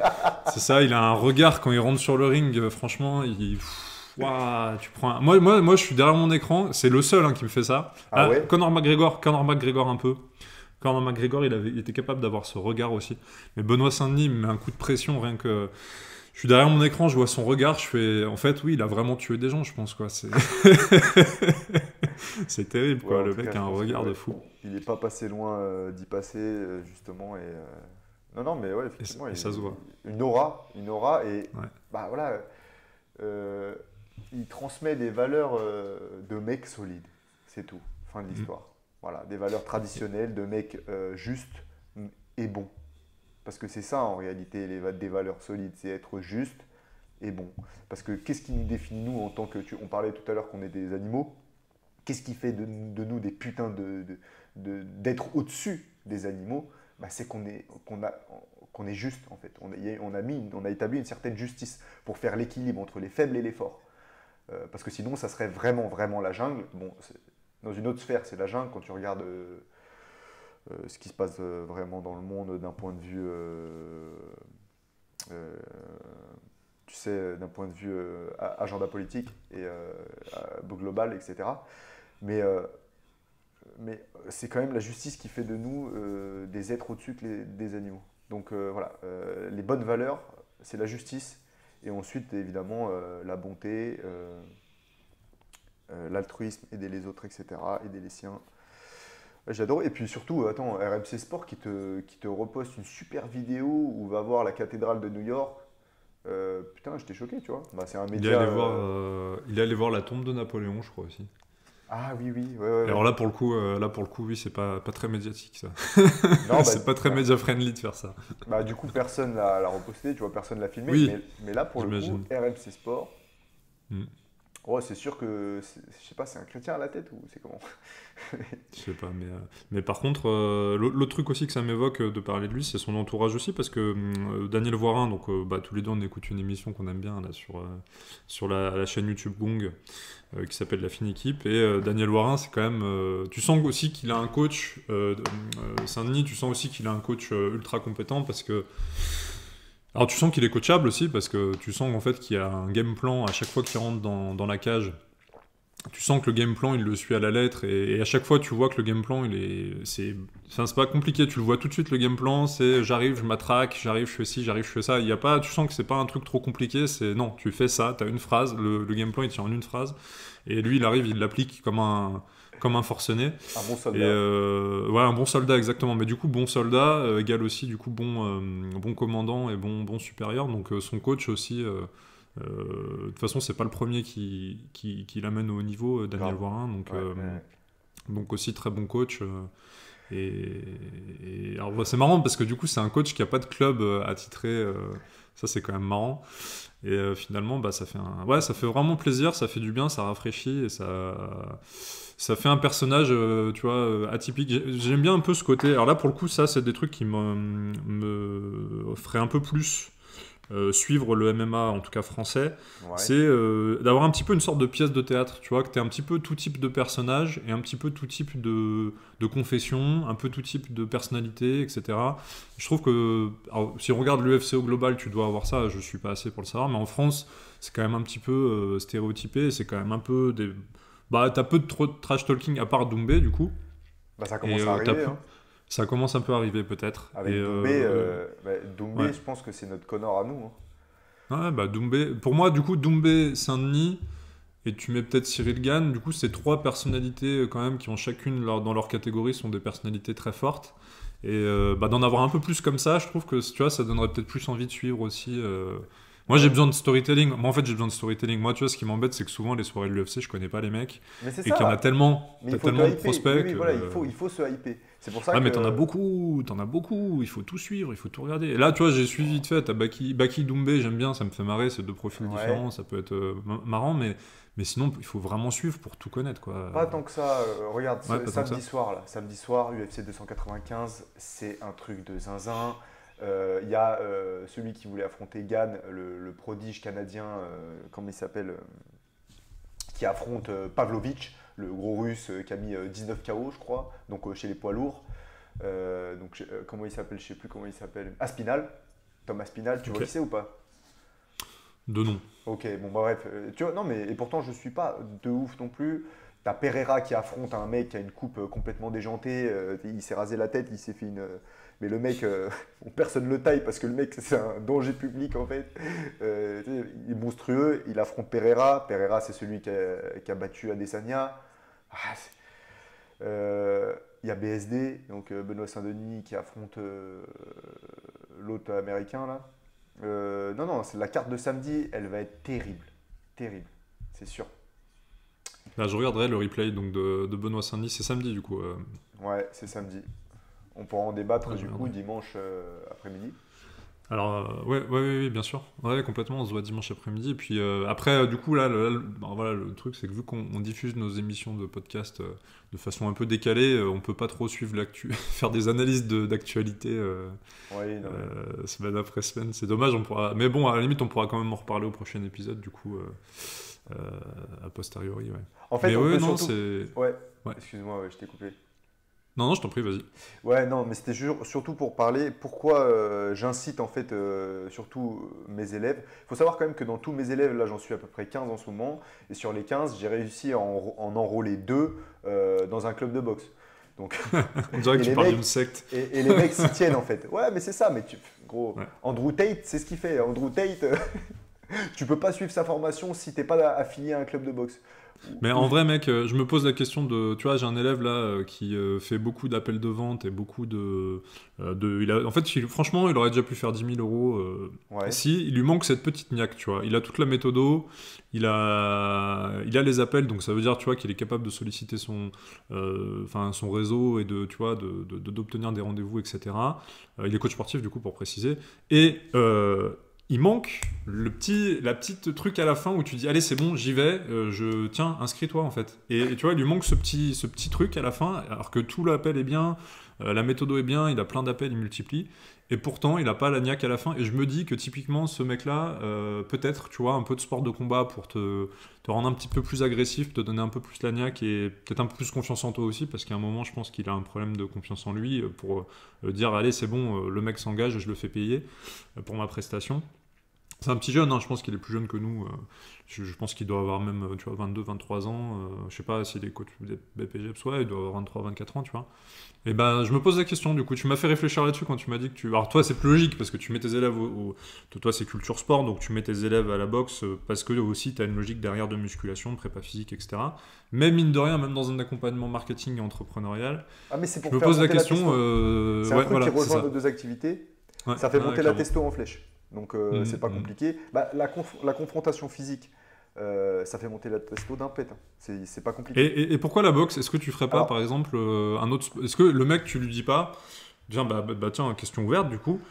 Est-ce que ce mec, je lui dis de se mettre à la boxe, ou est-ce que ce mec, je lui dis, tu trouves un sport de combat, tu vois, tu vas faire 1 ou 2, 3 séances d'essai, et tu trouves un des sports de combat tu vois, lequel ça peut fitter, parce que tu peux aimer un sport de combat, tu peux aimer le jiu-jitsu brésilien sans aimer, tu vois, la boxe, toi, t'as fait de la lutte, tu peux aimer la lutte sans aimer la boxe aussi, tu vois. Qu'est-ce que t'en penses? Tu penses que la boxe en particulier, c'est bien parce que t'as le côté, tu prends des patates, t'as une peur physique un peu, ou est-ce que ça pourrait être n'importe quel sport de combat, du coup? non, il y a un moment donné, comme si notre Cyril Diabaté dirait, il faut se prendre des bourre-pifs. Il faut se prendre des coups. La lutte, c'est intenable. Si t'as pas commencé petit, c'est très dur. C'est très très dur. Donc là, pour le coup, l'adhérence, il n'y en aura pas dans la discipline. Par contre, la boxe, et il faut juste trouver un bon club avec des gens éduqués, des coachs appliqués, etc. Et ça se trouve, ça se trouve. Donc, Oui, je te ça réponds. dépend dans le coin où t'es, peut-être. Peut-être que si t'es dans un coin où le club de jiu-jitsu brésilien, là pour le coup, t'as un très bon coach, est-ce que du coup le mec, tu vas pas le faire privilégier, tu Et de vois, l'anglaise, hein, de l'anglaise. Hein. Pas des le trucs JB, avec quoi. les pieds, vas-y, c'est bon. Le moins d'adhérence possible. Tu gardes tes chaussures, t'arrives, t'as juste à mettre tes gants. L'anglaise. Bah, de toute façon, ça, c'est la théorie que je défends, c'est avant de commencer le pied-point, on commence la boxe anglaise, et après, tu vois si tu te mets au pied-point ou pas, mais je veux dire, Doumbé, il fume tout le monde avec de l'anglaise, hein. Alors il Mais met oui, 2-3 high kicks de temps en temps dans la mouille, mais que dalle. il fume tous les mecs de pied-point avec l'anglaise, hein. Mais voilà, c'est grâce à lui que tu m'as convaincu. Enfin, je veux dire, Mm. c'est terrible. Il est terrible avec ses points. Et voilà. Alors, juste pour en revenir à ce que je disais, pourquoi du coup, je dis à mes gars de se hyper sur l'actualité d'un sport de combat? Donc, en l'occurrence, le MMA. Tout simplement parce que ça va aider, c'est un outil en plus à la passion. Tu vois? Comme je disais récemment là dans une story, pour bien faire un truc, il faut être passionné. Il faut être passionné pour bien faire un truc. Nous, on a la passion du résultat pour l'entrepreneuriat, on a la passion, toi, tu as la passion de l'indépendance, etc., pour être dans ta baraque, être bien, etc., de l'indépendance. On a la passion de plein de choses. Pour bien réussir, moi je sais que pour bien réussir quelque chose, en tout cas personnellement, il fallait que je sois passionné. Donc, ce que je fais, c'est que, déjà, premièrement, je l'ai fait sur moi avant de le tester sur les autres. Donc, j'ai commencé à me renseigner, à me passionner, donc à suivre l'actualité du MMA. Et il se trouve que ça a bien marché, parce que là, à l'heure actuelle, je ne suis pas prêt de jeter les gants de boxe. Au contraire, je pense que j'ai encore beaucoup de choses à faire là-dedans. Et voilà, et donc c'est pour ça, en fait, que je suis l'actualité, comme ça. Non, non, mais je vais te dire un truc, ce que tu viens de dire au niveau des passions, sur le fait qu'il faut être passionné, c'est, je pense, une des phrases que m'ont plus répété mes grands-parents maternels. Il y avait 2 trucs, effectivement, il y avait le travail et avoir des passions. Il faut travailler dans la vie, il faut travailler, il faut avoir des passions. Et tu sais, quand j'avais fait du coup quand on avait enterré mon grand-père, effectivement, j'avais retrouvé toute une série de lettres, puisqu'à l'époque, t'envoyais encore des lettres. Bon, on est de 93, mes grands-parents envoyaient des lettres postales, où effectivement, dedans, t'avais, je sais pas, peut-être une quinzaine de lettres. Parce que, en fait, à l'époque, à l'école, je foutais rien, ou tu vois, je n'avais pas trouvé ma place, etc. Et dans toutes ces lettres-là, c'était à chaque fois ma grand-mère qui disait à mon grand-père, tu prends ton stylo et tu lui écris qu'il faut qu'il se bouge le cul, tu vois. Et du coup, dans toutes ces lettres-là, t'as ce truc-là de travail, ça va te permettre de tata, et puis t'avais le truc de aussi, il faut avoir des passions. faut être quelqu'un de passionné, et puis à chaque fois ils citaient leur exemple à eux, puisqu'ils étaient passionnés, tu vois, lui était passionné de tennis, il était passionné de lecture, il était passionné de peinture, etc., de dessin plutôt. Et donc c'est marrant ce que tu dis là, parce qu'effectivement c'est un truc qui me disait, quoi, ça vient de me rappeler ça, et c'est vrai que je suis d'accord avec toi que le moment en fait où, il y a des moments où ça va être dur quand tu te lances dans un domaine, et la passion, elle prend le relais, quoi. Il y a un moment où elle prend le relais, et si t'es pas passionné, ça prend pas le relais. Après, être passionné, ça veut pas dire en bouffer tout le temps, matin, midi et soir. Comme on disait dans le dernier épisode, faut pas se dégoûter non plus. Ouais. Mais, Bah, de toute façon, quand t'es passionné, se t'es trouver rarement des passions, dégoûté. quoi. Quand t'es passionné, t'es rarement dégoûté Oui. parce que tu sais trouver les pauses, tu sais quand t'arrêter. Je prends l'exemple d'un. Bon, c'est un contre-exemple un petit peu, c'est une passion de merde. Mais un mec qui serait accro aux jeux vidéo, par exemple. Tu comprends ou pas le parallèle? Un mec qui serait accro aux jeux vidéo, dès qu'il a un peu mal au dos, machin, ou je sais pas quoi, bon, quitter sa passion. Bon, ça va pas cet exemple, parce que du coup, c'est une passion de merde. C'est une passion. Alors attention, parce que t'as quand même des gens qui arrivent à jouer aux jeux vidéo souvent et qui arrivent à être ultra compétents et voilà. Mais puis t'en as même qui gagnent leur pain aujourd'hui avec le gaming, etc. Donc je serais pas aussi. Mais par contre, justement, j'ai envie de te dire, si tu te lances dans les jeux vidéo, il faut que tu sois passionné quand même dans le sens, alors pas passionné dans le sens de devenir un no-life, comme on disait, un geek, mais être passionné vraiment si c'est ton domaine de prédilection. Il faut que enfin, tu vois, il faut un moment que tu connaisses tout et que tu sois capable d'être compétent dans ce secteur-là, et limite qu'un jour tu as envie de créer ton propre jeu vidéo, etc., et que tu en fasses un bise. Pas forcément faire un bise, mais en tout cas, je trouve quand même que ça peut être une passion, après, effectivement, à compléter avec de l'activité physique et tout. Ça, bien sûr, on va même pas le préciser tellement c'est évident, mais un vrai passionné, quoi, pas juste un mec qui joue 10 heures par jour, ça c'est pas être passionné. Pour moi, être passionné, c'est le mec qui va connaître toutes les références de jeux vidéo, il va connaître tout, je sais pas comment est fait un jeu vidéo, il va le savoir par cœur, tu vois, peut-être plus la démarche qui a amené à créer le jeu vidéo, etc. Je pense que t'as quand même des trucs non, mais en général, apprendre, les geeks qui veulent vivre de leur passion, tu sais ce qu'ils font, ils sont développeurs. bah voilà. La plupart, voilà. Donc, mais on en revient à l'ikigai, là, fais de ta passion ton métier, etc. Non, Bien mais sûr. pour revenir à ce que tu disais, la passion, non, il n'y a pas besoin d'être un fan hardcore, tu vois, mais juste aimer. C'est comme les enfants. Les enfants, au début, bah, ils n'aiment pas les légumes. Bon, bah, en fait, ils apprennent à aimer. Aimer quelque chose, une passion, elle est rarement innée, hein. Moi, je ne me suis pas passionné pour la musculation en claquant des doigts. Non. Je suis arrivé en salle, j'ai tryhard, j'ai fait ce qu'il fallait faire, j'ai perçu des résultats. C'est ce que j'allais te demander, comment toi tu ferais, et après je vais réfléchir moi à comment je fais, comment tu fais pour développer une passion du coup. C'est quoi toi, si tu avais une méthode, ou comment toi tu as fait par exemple pour développer ces passions? C'est quoi un peu ta feuille de route si tu dois développer une passion? Eh bien, d'abord, il faut fréquenter. Il faut s'abreuver de contenu de cette activité. Typiquement, la boxe, bah voilà, il faut suivre l'actualité de la boxe. Il faut voir ce que ceux qui sont au plus haut niveau de cet art produisent. Et dès que tu vois, et c'est comme l'haltérophilie. L'haltérophilie, je me suis d'abord passionné par le mouvement lui-même, et ensuite pour plonger un peu plus, pour fixer cette passion, cet amour de la discipline, je me suis intéressé à ce qui se faisait au plus haut niveau. Et là, tu peux véritablement ancrer quelque chose, tu vois. Voilà comment on peut apprendre à aimer une passion, à une activité, quelque chose. C'est la première étape. S'imbiber, s'imprégner, passer du temps. Mais du temps avec ceux qui font le truc bien. Parce que si tu t'imbibes de boxeurs qui ont des valeurs de merde ou qui n'ont pas des... Bon, t'as compris, qui ne produisent pas un très bon niveau ou des choses comme ça ne va pas être intéressant. Tu vas pas t'identifier du tout. Tu vas te dire, bah, j'ai pas envie de leur ressembler, etc.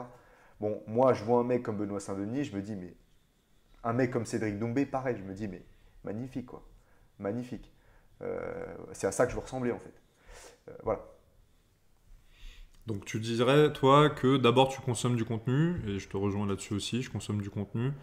Moi, typiquement, alors c'est l'exemple tout con, mais là, maintenant que j'ai une maison, je m'étais dit, tu sais, quand j'aurai une maison, bah, je vais me mettre au bricolage, parce que de toute façon, quand tu as une baraque, tu es obligé, encore plus si tu achètes de l'ancien, tu es obligé de savoir bricoler. Tu vas pas faire appel tous les jours à un technicien pour chaque truc, sinon, enfin, il y en a qui le font, hein, mais bon, je veux dire, tu dépenses des fortunes et c'est pas, je trouve que c'est pas épanouissant, alors que savoir gérer soi-même l'ensemble des problèmes de sa maison, je trouve que c'est enrichissant et tu reviens à une forme un petit peu comment dire, pas de tradition, tu vois, mais tu reviens à du rustique. C'est-à-dire que toute la journée, on est quand même sur des ordis, on est quand même habillé propre.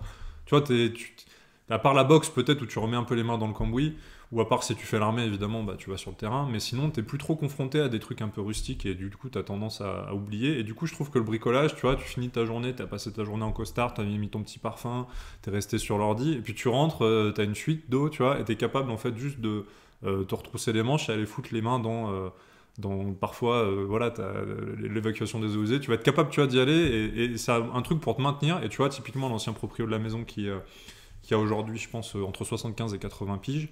Le mec est dans une putain de forme.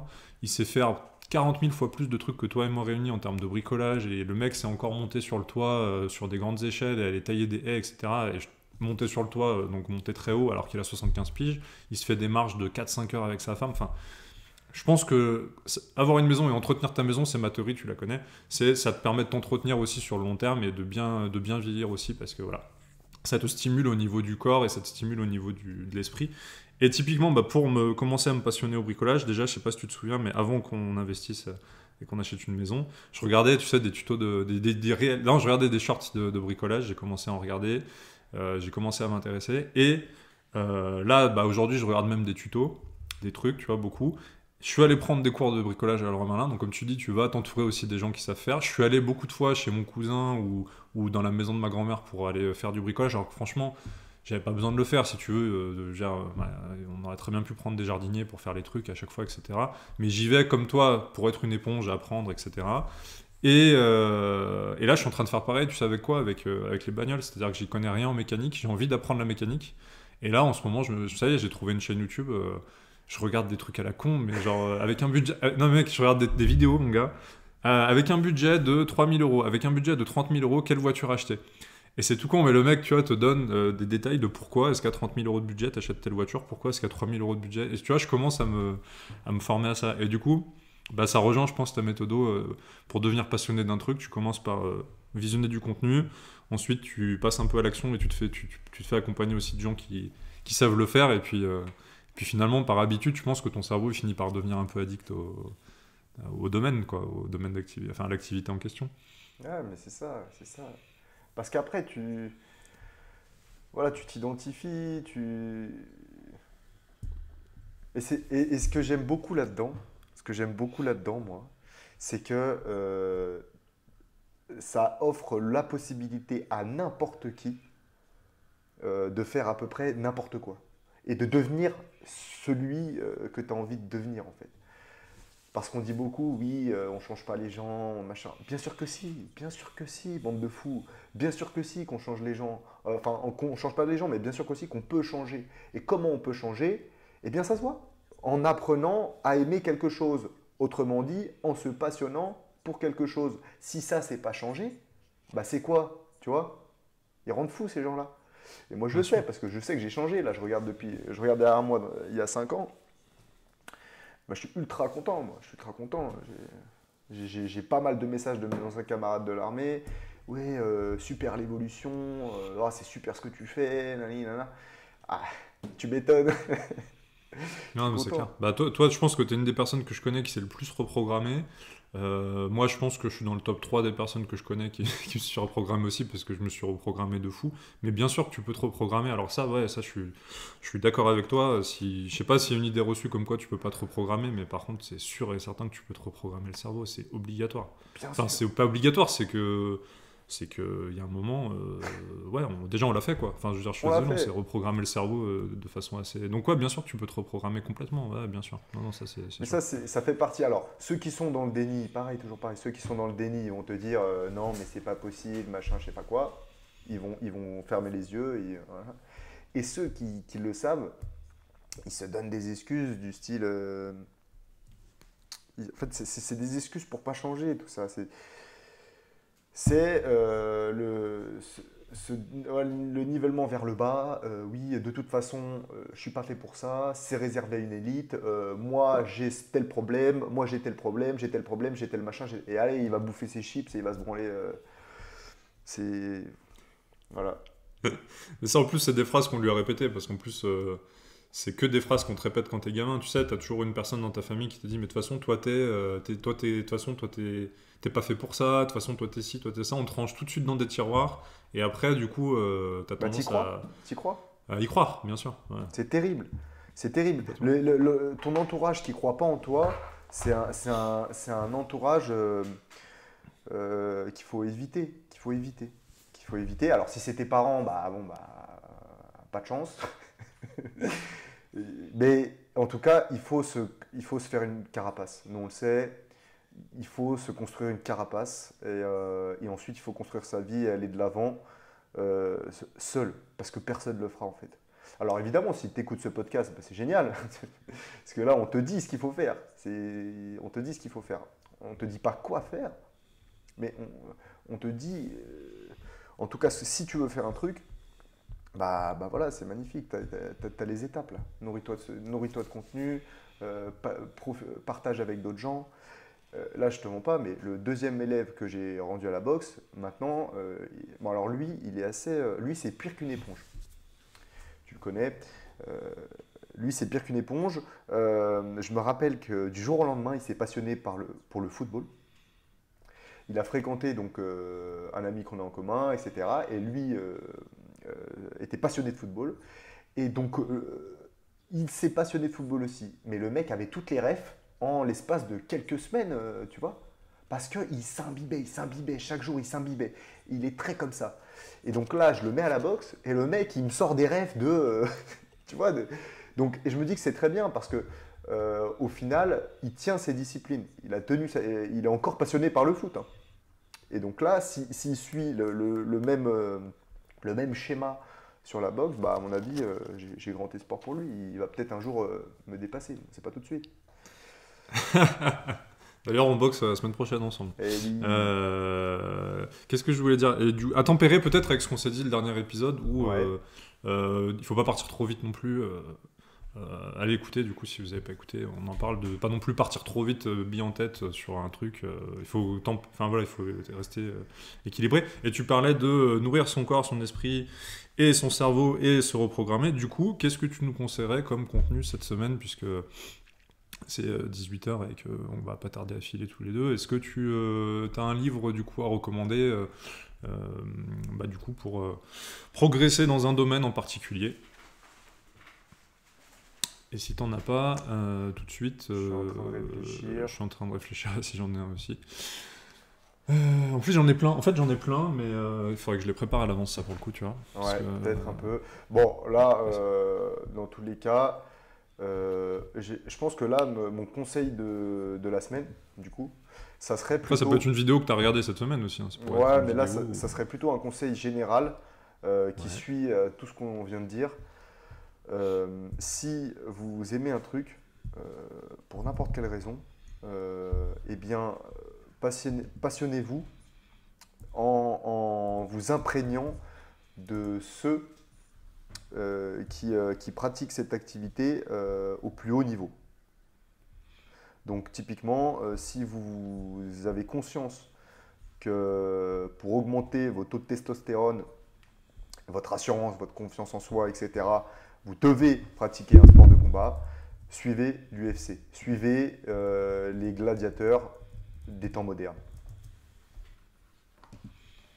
Donc, pour toi, ton conseil cette semaine, c'est l'UFC. Allez, l'UFC, la plus grosse organisation de MMA au monde, pour l'instant. Top. On avait déjà conseillé Père riche, Père pauvre, hein, je crois, Non, de Robert Kiyosaki. il me semble pas. C'est vrai? Eh ben, la base, les gars, donc pour ceux qui veulent... mais même pour tout le monde, en fait. C'est de l'éducation financière, donc si vous savez pas trop gérer votre thune, ou si vous voulez faire quelque chose de votre thune et justement que ce soit monter une boîte ou investir dans l'immobilier ou juste en fait pas être con au niveau financier.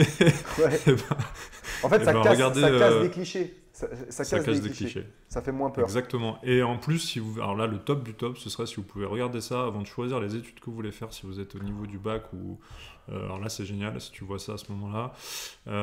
Parce que ça part justement, voilà, il y a les diplômes, très bien. La France fonctionne beaucoup avec les diplômes, on en parlait un peu la dernière fois. Mais voilà, les diplômes sont loin de faire tout, et surtout au niveau financier. Donc, Père riche, Père pauvre de Robert Kiyosaki, Kiyosaki, ouais, voilà. Et c'est très facile à lire, très très facile. Hein. Tu l'as lu, Kev, Ouais, c'est super rapide. Hein. Ouais, c'est un livre que tu m'as offert. Pour la petite anecdote, François m'a dit, donc j'étais encore à l'armée, et François, il voulait, je pense qu'il voulait que je sois un de ses acolytes pour plus tard. Et donc, il m'a dit, écoute, Kevin, là, j'étais pas du tout bon chez lecture, mais alors pas du tout. Hein. J'étais encore dans ma période débile à l'armée. Mais c'est à partir, et je pense qu'on peut dire que c'est le point de départ de ma reprogrammation, entre guillemets. Et tu m'as dit, Kevin, je te t'offre 100 balles si tu n'aimes pas le bouquin. Ah ouais, je t'ai dit ça. Ouais, tu m'as dit ça, tu vois, pour m'engager. Eh ben, je le dis ça à tous ceux qui verront le... Non, je rigole, tous ceux qui verront le Et podcast. il m'a envoyé le bouquin. Et donc, je l'ai lu. Et c'était le premier bouquin que j'ai lu. Et ensuite, j'ai lu pas mal d'autres bouquins. Et ça m'a lancé. Et par contre, alors attention, vous ne méprenez pas. Hein, c'est pas un livre qui va vous rendre riche. Mais ça va vous faire prendre conscience des gros concepts. Et ça va casser des mythes qui ont la peau dure. Hein, et surtout à l'école, etc. Donc, Ça va pas te rendre riche, mais si tu l'as pas lu, tu vas pas devenir riche. Si t'as pas ces bases-là, tu vas pas devenir riche. Ah, ça c'est sûr. Exactement, c'est un classique. Ok, bah écoute François, j'étais ravi de partager ce podcast avec toi. On va rendre l'antenne. Au rendez-vous. Au rendez-vous, on rend l'antenne. Allez, salut François. C'est D-Full derrière. C'est D-Full derrière. Faudra qu'on parle de D-Full dans un prochain podcast. Faudra qu'on parle de D-Full. Là, tu sais que j'ai pensé à un truc, la suite de D-Full, c'est le Raptor. Hein. J'ai envie d'entendre cette théorie. On sera dans un prochain, épisode. Podcast. Allez, salut François. Ciao, bye. Merci d'avoir écouté cet épisode de Broworking, le podcast. Si tu as apprécié nos discussions sur l'entrepreneuriat, le sport et la quête de l'excellence, n'oublie pas de partager, de laisser un commentaire et de t'abonner. Reste discipliné, reste engagé et n'oublie pas, chaque jour est une opportunité de devenir une meilleure version de toi-même.